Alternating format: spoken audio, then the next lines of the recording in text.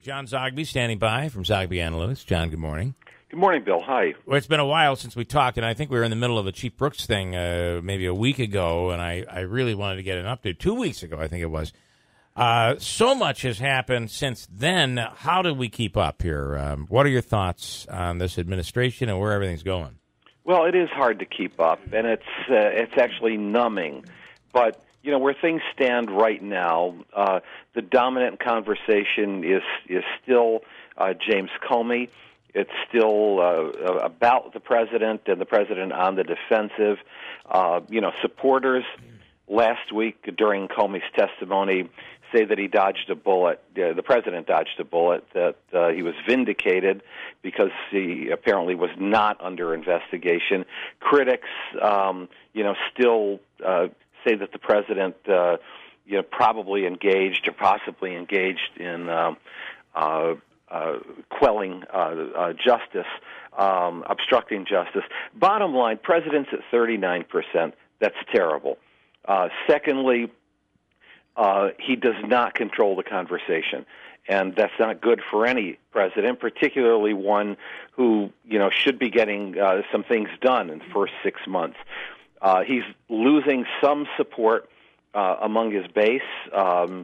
He has some leading critics in Congress, including those members of his own party. And so where things stand, I think you still have a very jaded public.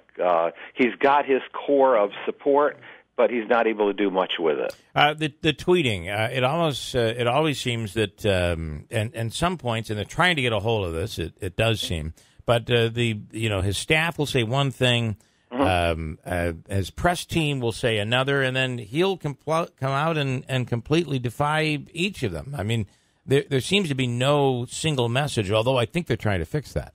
They're trying to fix it, but they're dealing with, whether you want to call it a raging bull or just something that's out of control.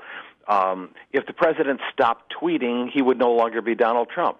And it was Donald Trump as the tweeter and as the man against the machine who got as far as he did politically.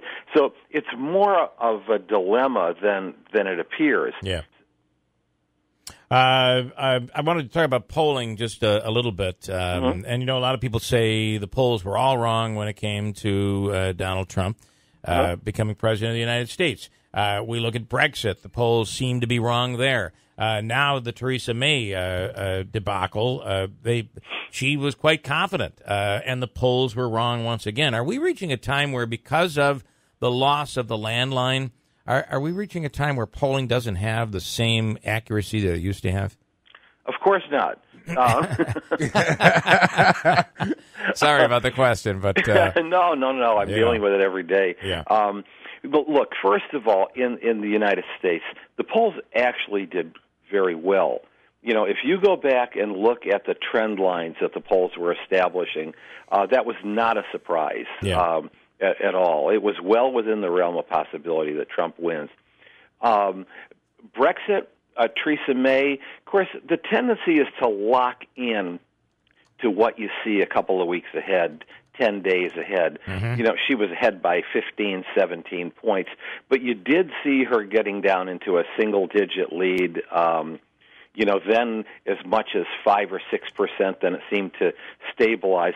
But the bottom line is all the polls can really tell you is what voters are thinking that day, right?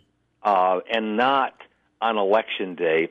And what you had in several of these instances depended entirely on turnout. And in this recent vote, you got a huge influx of younger voters who increased their percentage of the turnout by anywhere from 6 to 14%. We're still waiting for final counts. And so for us to rely on the polls the day before or a week before as predictive, that was never a good idea anyway. Yeah. But Especially particularly now. Is it, what you say particularly now? Things are so volatile. So volatile, but also we've never been in a time in history where news was so immediate. That's it. I mean, that, and by the way, continuous, 24 hours, just over and over again, we're getting pounded. That really, imagine what it was like back in the 60s, and go back even further, where news traveled so slowly. Today we don't have that, so I'm imagining people's opinion can be swayed very, very quickly. It can. If you just to put it into context, it wasn't really that long ago that the unemployment rate that came out in the first week of the Friday of October, pretty much was, quote, predictive. If the unemployment rate was up or down, that locked in people's perceptions of the economy.